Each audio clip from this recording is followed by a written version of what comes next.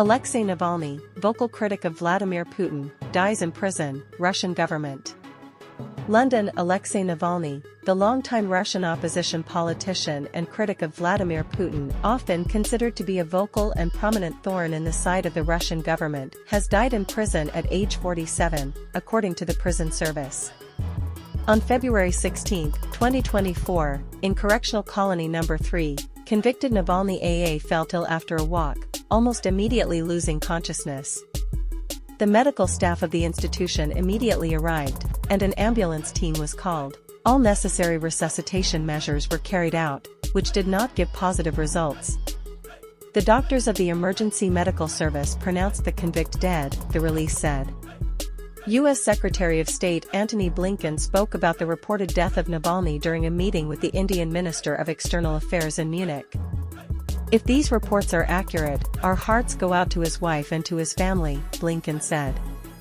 Beyond that, his death in a Russian prison and the fixation and fear of one man only underscores the weakness and rot at the heart of the system that Putin has built. Russia is responsible for this, Blinken continued. "We'll be talking to many other countries concerned about Alexei Navalny, especially if these reports bear out to be true." Navalny's wife, Yulia Navalnaya, addressed leaders at the Munich Security Conference in Germany following the reports of her husband's death, speaking just after U.S. Vice President Kamala Harris.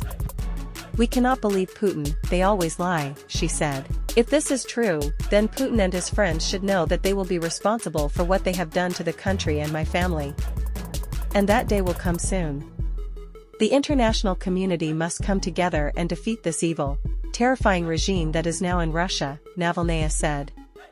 "This regime and Vladimir Putin must bear personal responsibility for all the terrible things they have been doing to my family, to our country Russia, in recent years," she said. Her speech was met with a standing ovation.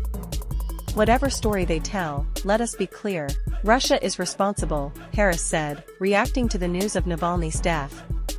"We've all just received reports that Alexei Navalny has died in Russia.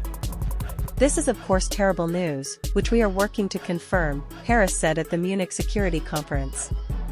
Not long after the Russian government said Navalny had died, Navalny's spokeswoman said that, for now, they have no confirmation of his death, and that they will address the public as soon as they have more information. "For now we have no confirmation of that. Alexei's lawyer is flying now. As soon as we will have any kind of information we will provide it," Kyra Yarmish, Navalny's spokeswoman, wrote on X. Navalny was being held in an Arctic prison camp, after being transferred there in December. Russian President Vladimir Putin has been informed, according to Kremlin spokesman Dmitry Peskov. The White House is trying to confirm Navalny's death on their side, but for now National Security Advisor Jake Sullivan said, "If it's confirmed, it is a terrible tragedy. Given the Russian government's long and sordid history of doing harm to its opponents, it raises real and obvious questions about what happened here," Sullivan said on NPR this morning. "But I'll withhold further comments on it until we learn more, and we are actively seeking confirmation, as I know Mr. Navalny's family is as well, and will determine from there what comes next." The news of Navalny's death is sending shockwaves around the world. Navalny was a giant in Russian politics, and has been referred to as Russia's Nelson Mandela. He made his name with his extraordinary and fearless exposes of Vladimir Putin's personal wealth, and converted that into a movement for a free Russia without Putin. He had come, for many Russians, to represent the hope of a democratic future for Russia.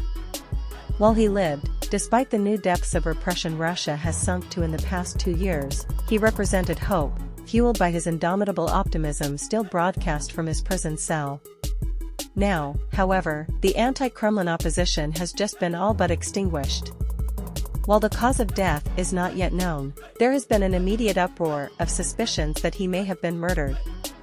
The suspicions are not unfounded. In 2018, Russia's FSB attempted to murder Navalny with a nerve agent and nearly succeeded. But ever since he returned to Russia in 2021 and was immediately jailed, there have been fears for his safety. While in prison, he has been subjected to relentless pressure, spending hundreds of days in solitary confinement and, more recently, being moved to a prison camp in the Arctic. The timing of Navalny's death is also notable as it comes just a month before Russia's elections, when he again was telling people to mobilize and to try to expose vote rigging, all to undermine Putin's legitimacy through the vote. Meanwhile, the pro-Kremlin propaganda channel RT is citing an anonymous source claiming Navalny died from a blood clot.